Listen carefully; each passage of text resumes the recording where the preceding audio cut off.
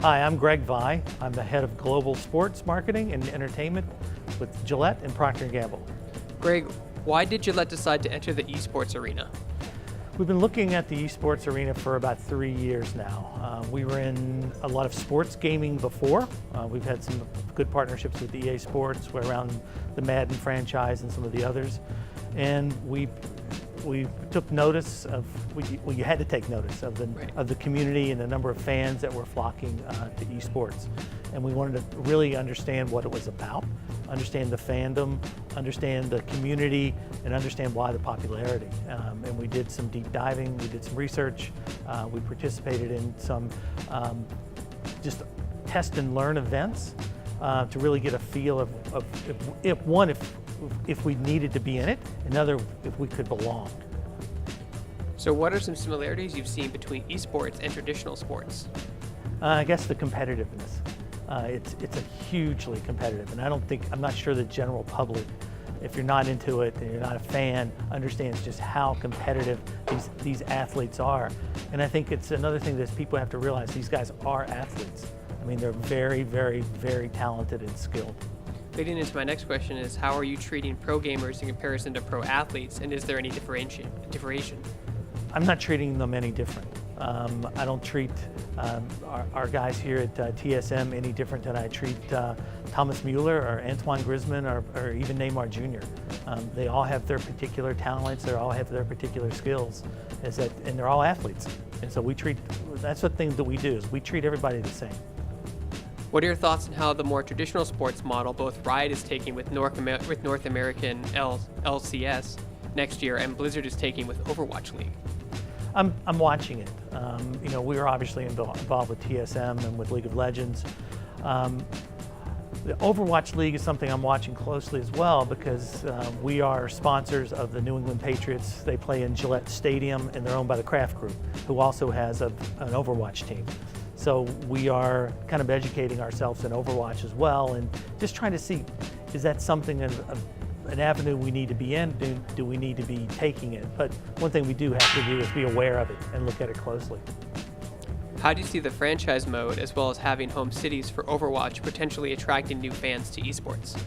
That I'm not sure yet. It's too early to tell. For me, it is. I think, you know, they're taking. I like the direction they're going. I like, you know, they're trying to have a competition. They're trying to have this fan competition. But some of the things I've seen from the events I've been to, the fans are there to watch the event. They're there to consume the game. But they're not like they're cheering for one team or the other. But it's not like they're one team against the other team. So it's a little different of how they approach it, rather than you know, the Los Angeles Chargers are playing the New England Patriots, where you have a complete split of fans.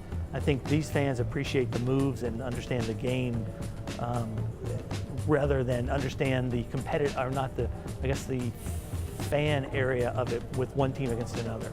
What opportunities does the MLBAM streaming deal for League of Legends open up for your brand? That I think we're going to have to look at. I mean, it's BAM. We call it, it's Major League Baseball Advanced Media, and we call it BAM. Don't ask me why, but it's because it's Baseball Advanced Media. There we go.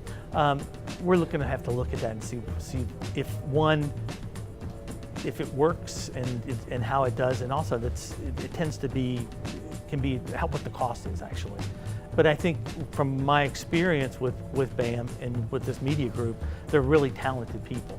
And they find a way to do things, and they do it very, very well. The interesting part is now they're owned, I think the majority are owned by Disney. So which means they're part of ESPN. That changes the whole complexity of just trying to get things done with them.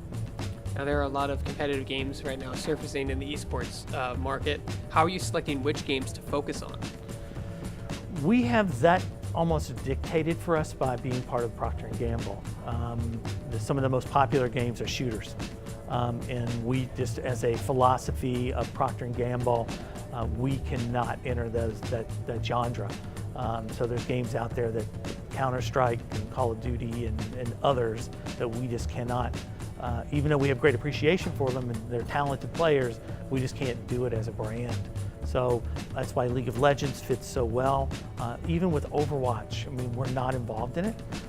We have to look at that, even though it's a shooter, but people regenerate and nobody's really dying. It's cartoony. It's cartoony. It's kind of fun. So that's something.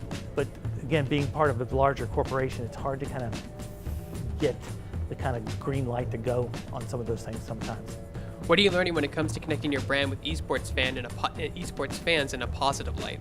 I think we're still learning that. I think by doing this today with having a press event similar to how you would have a press event for a mainstream sports player introduction with jerseys, and it'll be interesting to see how that's received. And I think how we talk to the community and how we I think we're still learning that, because the last thing we want to do is, we're here to sell razors. We want people to have a positive experience with our brand, but we don't want to be driving that stuff down people's throats. This is, again, it's a community that has accepted us. So we don't want to do anything that's going to upset that community. What did you learn from the IAM custom razor activation in Poland last year? We learned how popular it was, actually. And again, that was our first jump into esports. We weren't sure how it was going to be accepted.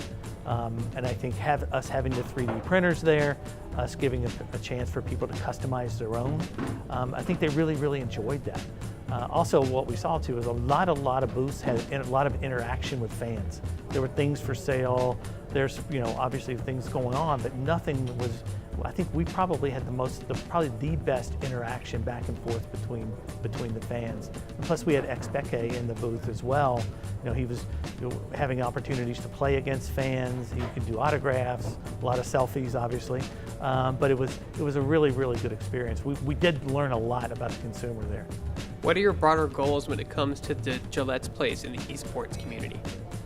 I think we just want to continue to find how we can be a part of the community without overburdening it with just kind of our sales. Again, we're trying to sell things, but how do you do that and be adopted by the community as like you've always been there?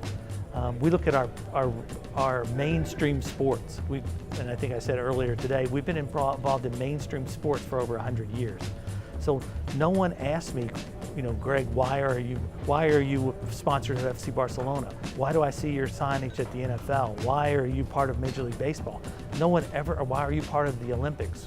No one ever asked me that question, because we have been part of sports for such a long time. People are almost expecting to see us because we are such a mainstream sponsor. I think that's something we're going to have to figure out a little bit more within esports. If it's accepted, do we truly belong, and can we continue to ride, or not? I guess the ride's not the right word, but continue to interact with the community in a positive manner.